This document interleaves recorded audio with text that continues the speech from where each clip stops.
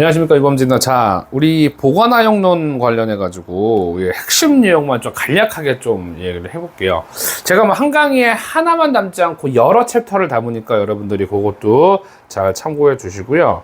우선 좀 크게 한번 써보면요. 먼저 우리 보관화형론에서 보관 원칙 10개가 있어요. 10개. 10대 원칙 있죠? 요거 일단 먼저 꼭 반드시 맞춰주시는 문제로 가져가셔야 되고요. 자, 일단은 여러분들이 이 강의를 새롭게 보는 게 아니라 기존에 알고 있는 걸 이제 그냥 우리 리마인드 한다는 식으로 보시면 되는 거니까, 첫 번째가 통로대면 보관 원칙이 있고요. 통로대면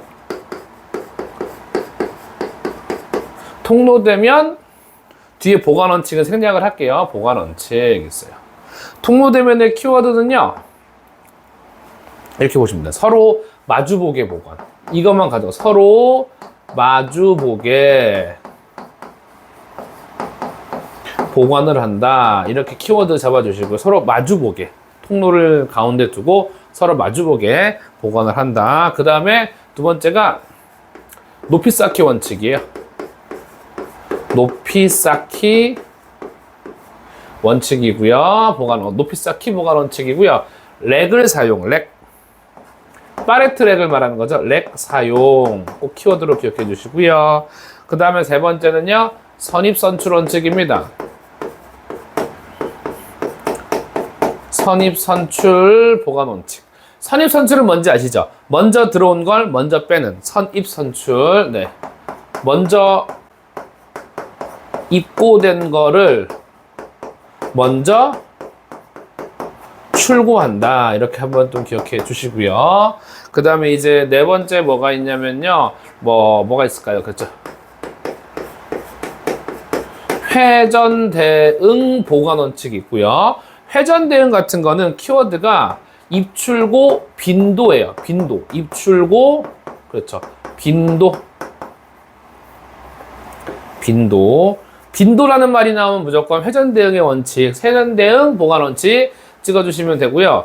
5번과 6번 같은 경우는 두 개가 이제 이어지는 거예요. 이렇게 이제 이어지는 건데, 5번과 6번 이어지는 건데, 자, 위치 표시 원칙. 위치 표시라고 적어 주시고요. 그 다음에 명료성 보관 원칙, 명료성. 우리 위치 표시 같은 거는 숫자나 기호를 사용한다. 뭘 사용한다고요? 숫자나 기호를 사용한다. 기호 사용. 기억해 주시고요. 명료성 같은 건 뭐예요? 이미지를 활용. 우리 마트 같은 데 가면요. 마트 같은 데 가면은 이제 정육 코너에 이제 소나 돼지 그림 있고, 생선 코너에는 생선 물고기 그림이 있잖아요. 따로 적지 않아도 저게 정육점이구나, 저게 생선 코너구나 알 수 있다는 거죠. 그 다음에 7번. 중량 특성의 원칙이죠. 중량 특성 보관 원칙. 그래서 중량물 같은 경우, 중량물이라는 건 무거운 거죠. 자, 아래쪽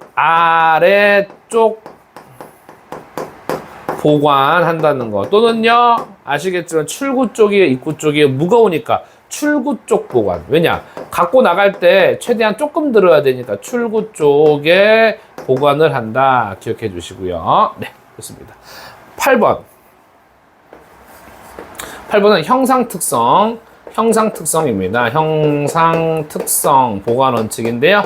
형상 특성은 이렇게 좀 가져가 주실래요? 밑에다 쓸게요. 표준화 물품 같은 경우는요, 어디에 보관한다? 표준화 물품은 렉에 파레트 렉에 보관을 하는 거고요. 그 다음에 이제 비표준화 물품은요, 표준화가 아닌 거죠. 비표준화 물품 같은 경우에는, 그렇죠, 형상에 따라 보관한다 이겁니다. 형상에 따라 보관.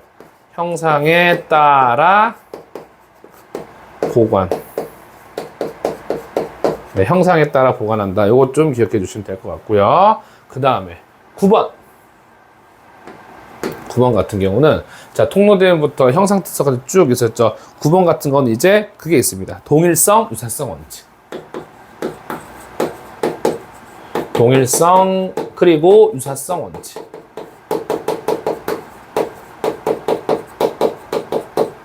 동일성, 유사성 원칙이라는 건요. 동일한 물품은 함께 보관하고 유사한 물품은 근처에 보관한다 이겁니다.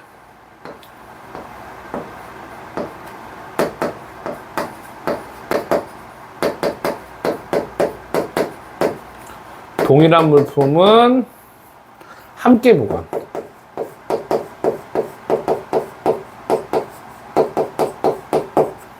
그 다음에 유사한 물품. 유사한 물품은요, 근처에 보관, 이거죠.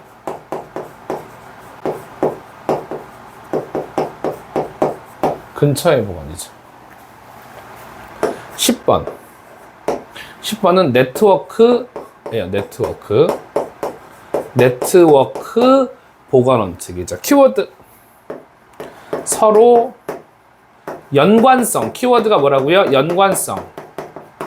연관성이 키워드예요. 연관성. 연관성 있는 물품끼리 보관한다는 겁니다.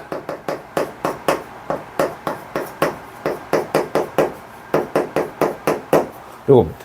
10번까지 하는 거. 요거 가져가 주시면 좋을 것 같습니다. 요거 꼭 가져가 주시고요. 자, 그 다음 우리가 또 하나 가져갈 게 뭐냐면은 우리 보관의 효용이에요, 효용. 보관의 효용 보시면 보관의 효용은 자, 별표입니다. 무슨 효용이에요? 그렇죠. 시간적 효용 창출한다.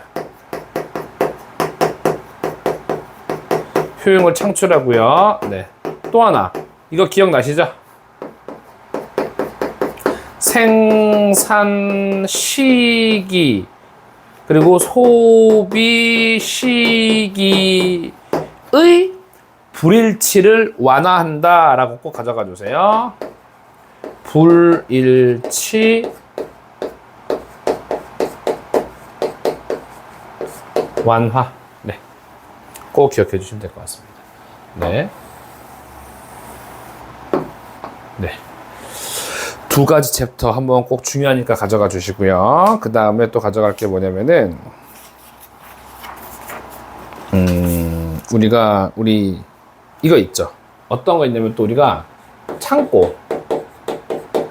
창고와 관련돼서 시험 문제 나오는 게 첫 번째가 영업창고 나오고요. 영업창고, 그 다음에 자가창고.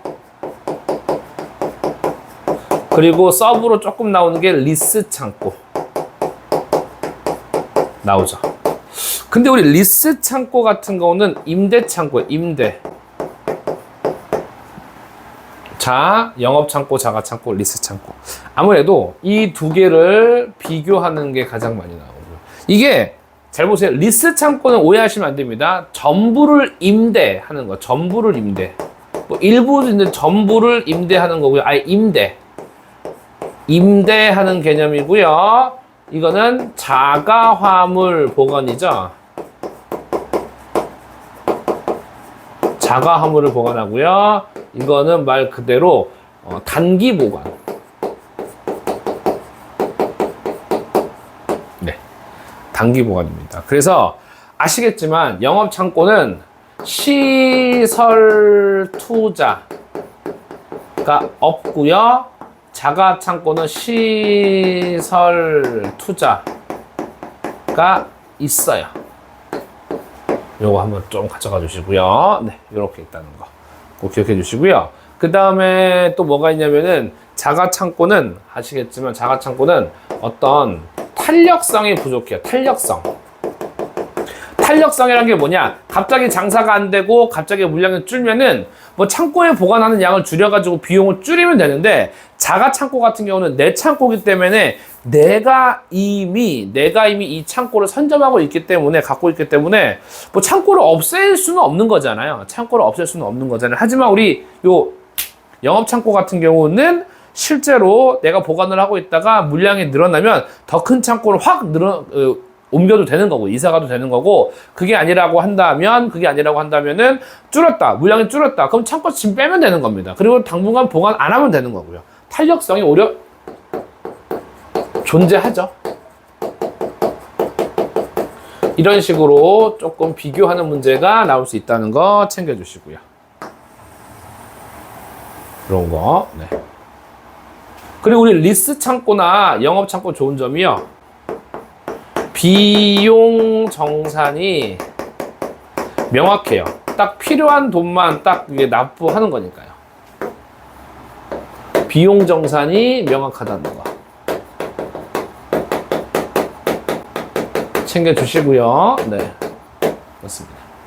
자, 그 다음에 이제 또 어떤 내용이 또 있냐면은, 우리 보관 하용로에서 제가 조금 중요하게 생각하는 것 중에 하나가, 우리 이제 물류거점 입지 선정 방법이에요. 내용을 좀 여기 다 쓸 수 있을지 모르겠는데, 네. 앞에 거 좀 잠깐 제가 지우겠습니다. 앞에 거는 지워가지고, 네. 요것도 좀 적어주세요, 요것도요. 네. 쭉 적어볼까요, 그냥? 물류거점 입지 선정 기법. 잘 보세요. 입지 선정 기법이 계산 문제와 말 문제 둘 다 나올 수가 있거든. 한 판으로 깔끔하게 정리하고 다음 차시에서 또 이어가면 좋겠죠. 네.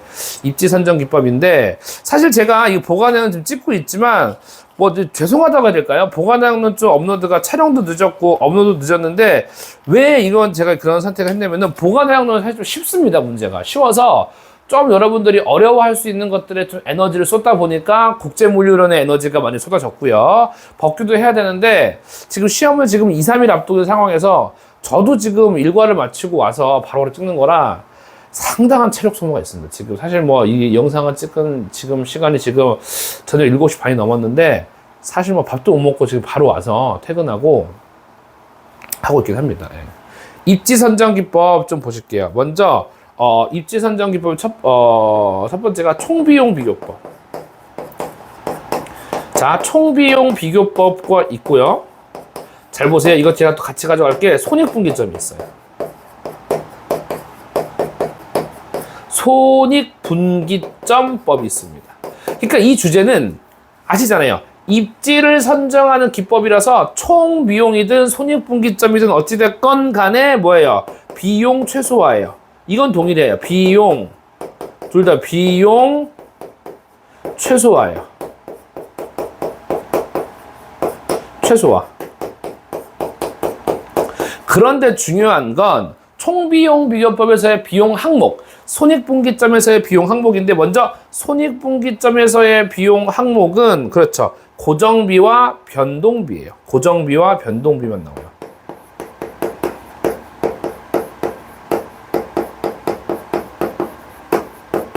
고정비와 변동비고요. 총비용 같은 경우는 일단 재료비, 수송비, 노무비 같은 구조적 비용이에요. 구조적 비용. 네. 그래서 재료비, 노무비, 구조를 나타내는 경비, 수송비 이런 것들입니다. 이런 것들이죠. 네. 그 다음에 또 있을 게 뭐냐면은 좀 중요한 게 브라운 앤 깁슨법. 브라운 깁슨법이라고 해서요. 전 이거를 키워드를 이렇게 말씀드려요. 필객주.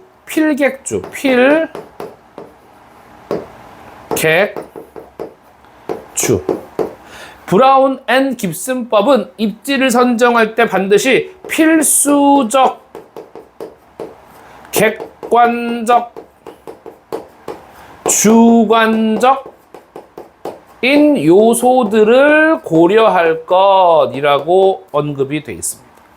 물론 우리 부하거리법, 톤킬로법이랑 체크리스트법, 그 다음에 이제 입지 대한 평가법, 평점표라고 있는데 그런 것도 있다는 거 여러분들이 정리해 주시면서 이렇게 좀 중요한 것들 가져가 주시면 좋겠습니다. 네.